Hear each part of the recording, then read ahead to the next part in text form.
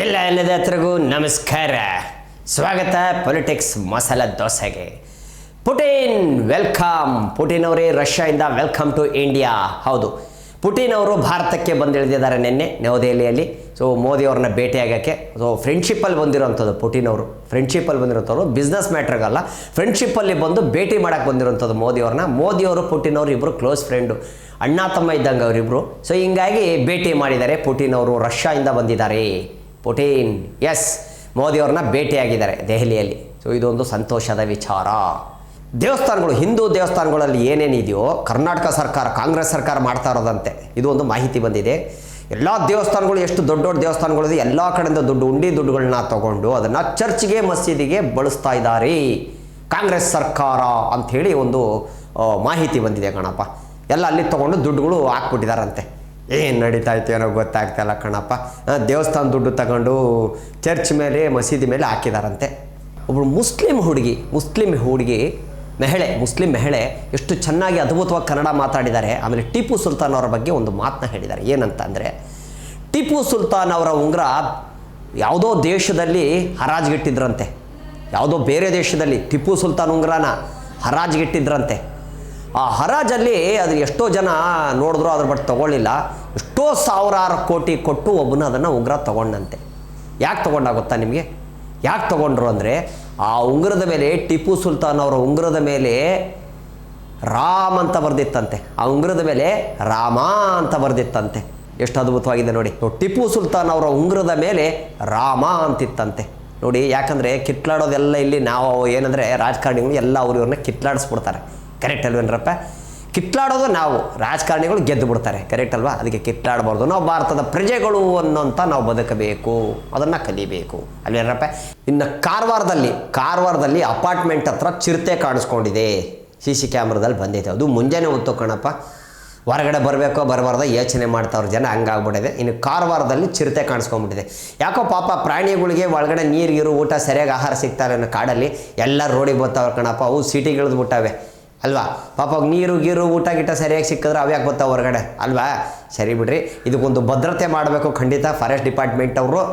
ಏನಪ್ಪ ಅಂದರೆ ಬೇಲಿಗೀಲಿಗೆಲ್ಲ ಹಾಕಬೇಕು. ಕಾಡಿದೆ, ಜಾಗ ಇದೆ ಅಂದರೆ ಅದು ಹೊರಗೆ ಬರಬಾರ್ದು ಪ್ರಾಣಿಗಳು. ಅಂಥ ಹೈಟಾಗಿರುವಂಥ ಒಂದು ಬೇಲಿಗೀಲಿನ ಹಾಕ್ಬಿಡ್ಬೇಕು.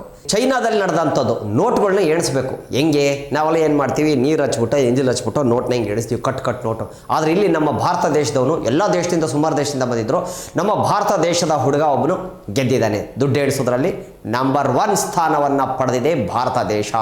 ನೋಡಿದ್ರ ನಂಬರ್ 1 ಸ್ಥಾನ ಪಡೆದಿದ್ದಾನೆ. ಎಸ್, ಖಂಡಿತ ಹೆಮ್ಮೆ ಆಗುತ್ತೆ. ಯಾಕಪ್ಪ ಅಂದರೆ ಈಗಿನ ಮಕ್ಕಳು ಸಾಧನೆ ಮಾಡಬೇಕು, ಏನಾದರೂ ಸಾಧಿಸಬೇಕು, ಸಾಧನೆಯಲ್ಲಿ ಇರಬೇಕು. ಒಂದು ಒಲಿಂಪಿಕ್ಸಲ್ಲಿ ಇರಬೇಕು, ಸ್ಪೋರ್ಟ್ಸಲ್ಲಿ ಇರಬೇಕು, ಇಲ್ಲಾಂದರೆ ಓದೋದ್ರಲ್ಲಿರಬೇಕು. ಏನೂ ಇಲ್ಲ ಅಂದರೆ ಏನು ಮಾಡೋಕ್ಕಾಗಲ್ಲ ಕಣಪ್ಪ. ಇನ್ನು ನಮ್ಮ ಬೆಂಗಳೂರು ಏರ್ಪೋರ್ಟಲ್ಲಿ ಕಂಡ್ರಪ್ಪ, ಬೆಂಗಳೂರು ಏರ್ಪೋರ್ಟಲ್ಲಿ 41 ವಿಮಾನಗಳು ಸ್ಥಗಿತ, ಹಾರಾಡ್ತಾ ಇಲ್ಲ. ಯಾಕಂದರೆ ಮಂಜು, ಮಳೆ ಇದೆ, ಫಾಗ್ ಅಂತಾರಲ್ಲ, ಮಂಜು ಕಟ್ಕೊಂಡ್ಬಿಟ್ಟಿದೆ. ಫ್ಲೈಟ್ಗಳಿಗೆ ಏನೂ ಕಾಣಿಸಲ್ಲ, ಹೊರಗಡೆ ಹಾರೋಕ್ಕಾಗಲ್ಲ, ಅದು ತುಂಬ ಕಷ್ಟ. 41 ವಿಮಾನಗಳು, ಇಂಟರ್ನ್ಯಾಷನಲ್ ವಿಮಾನಗಳು, ಹೊರಗಡೆ ದೇಶಕ್ಕೆ ಹಾರಬೇಕಾಗಿರೋಂಥ ವಿಮಾನಗಳು 41 ವಿಮಾನಗಳು ಸ್ಥಗಿತ, ಹಾರಾಡೋಂತೆ ಇಲ್ಲ. 41 ವಿಮಾನಗಳು ಯಾವಾಗ ಹಾರ್ತಾವೋ ಗೊತ್ತಿಲ್ಲ. ಬಿಸಿಲು ಬಂದಮೇಲೆ ಹಾರಬೇಕು ಕಣಪ್ಪ ಅಷ್ಟೇ. ಯಾಕಂದ್ರೆ ಚಳಿಗಾಲದಲ್ಲಿ ಹಾರೋಕ್ಕಾಗಲ್ಲ, ಮಂಜು ಮೇಲೆ ಕಟ್ಕೊಂಡ್ಬಿಡ್ತಂದ್ರೆ ಮುಂದೆಗಡೆ ಏನೂ ಕಾಣಿಸಲ್ಲ. ಸೊ ಹಿಂಗಾಗಿ ಸ್ಥಗಿತಗೊಳಿಸಿದ್ದಾರೆ. ಎಸ್, ಫುಲ್ಲು ಫ್ಲೈಟ್ಗಳು 41 ಫ್ಲೈಟ್ಗಳು ನಿಲ್ಲಿಸ್ಬಿಟ್ಟಿದ್ದಾರೆ, ಎಲ್ಲೂ ಹಾರುವಂತೆ ಇಲ್ಲ. ಗ್ರೀನ್ ಸಿಗ್ನಲ್ ಸಿಗೋವರೆಗೂ. ಇದೊಂದು ವಿಚಿತ್ರವಾದ ಸುದ್ದಿ ಅಂತ ಹೇಳ್ಬೋದು ಕಣಪ್ಪ. ಇಷ್ಟು ವಿಚಿತ್ರ ನೀವು ಯಾವತ್ತೂ ಕೇಳಿರೋದಿಲ್ಲ ನಂಗೆ ತಿಳಿದಂಗೆ.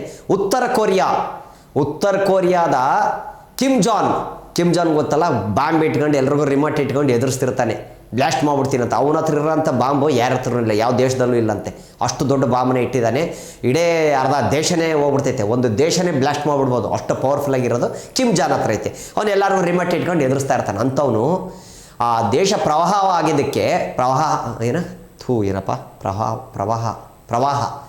ಓಕೆ, ಇದನ್ನು ಕಟ್ ಮಾಡ್ಕೊಳ್ಳಿ.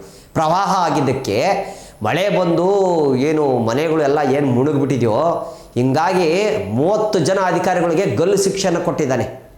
ಪ್ರವಾಹದಿಂದ ಏನಾಗಿದೆಯೋ, ನೀವು ಸರಿಯಾದ ವ್ಯವಸ್ಥೆ ಮಾಡಿಲ್ಲ, ಜನಗಳು ಸತ್ತೋಗಿದ್ದಾರೆ, ನಿಮ್ಮಿಂದ ಆಗಿದೆ ಅಂದ್ಬಿಟ್ಟು 30 ಅಧಿಕಾರಿಗಳಿಗೆ ಗಲ್ಲು ಶಿಕ್ಷೆಯನ್ನು ಕೊಟ್ಟಿದ್ದಾನೆ.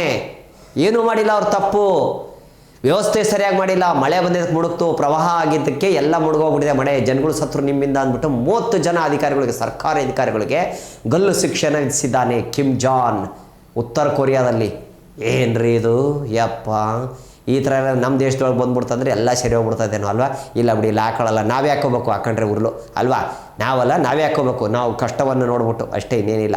ಇವತ್ತಿನ ವಿಚಾರ ಇಷ್ಟಾಗಿತ್ತು ಕಣಪ್ಪ. ಇನ್ನು ವಿಚಾರಗಳಿಗೆ ಏನು ಸುದ್ದಿಗಳು ಏನು ಕಡಿಮೆ ಸಿಗ್ತಾನೆ ಇರ್ತವೆ ಕರ್ನಾಟಕದಲ್ಲಿ, ರಾಜಕಾರಣಿಗಳಲ್ಲಿ, ಮನೆಗಳಲ್ಲಿ, ಹೊರಗಡೆ ಎಲ್ಲ ಸಿಗುತ್ತೆ. ಸೊ ಇವತ್ತು ಏನು ಹೇಳೋದ್ನೋ ಕಣ್ಣಿಂದ ನೋಡಿದ್ದು ಕಿವಿಯಿಂದ ಕೇಳಿದ್ದು ಮಾತ್ರ ಕಣಪ್ಪ ನಾವು ಹೇಳೋದು ಪಾಲಿಟಿಕ್ಸ್ ಮಸಾಲೆ ದೋಸೆಲಿ. ಇವತ್ತು ಯಾರ್ಯಾರು ಕಾರ್ಯಕ್ರಮ ನೋಡಿದ್ರು ಎಲ್ರಿಗೂ ಧನ್ಯವಾದಗಳು. ಶಂಭುಲಿಂಗೈ ಹೋಗಿ ಬರ್ತೀನಿ ಕಂಡ್ರಪ್ಪ. ಎತ್ಲ ಕಾರಣ ವಿಧಾನಸೌಧಕ್ಕೆ ಹೋಗ್ಬೇಕು, ಇನ್ನೂ ಸುದ್ದಿಗಳು ತಿಳ್ಕೊಂಬರ್ಬೇಕು, ನಾಳೆಗೆ ಬೇಕಲ್ಲೇನಪ್ಪ. ಬರ್ತೀನಿ ಕಂಡ್ರಪ್ಪ. ನಿಮ್ಮೆಲ್ಲರ ಓಟು ಯಾರಿಗೆ? ನನಗೆ.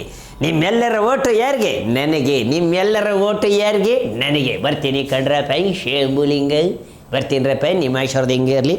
ನಡಿಲ್ಲ ಎತ್ಲ ಕಾರಣ.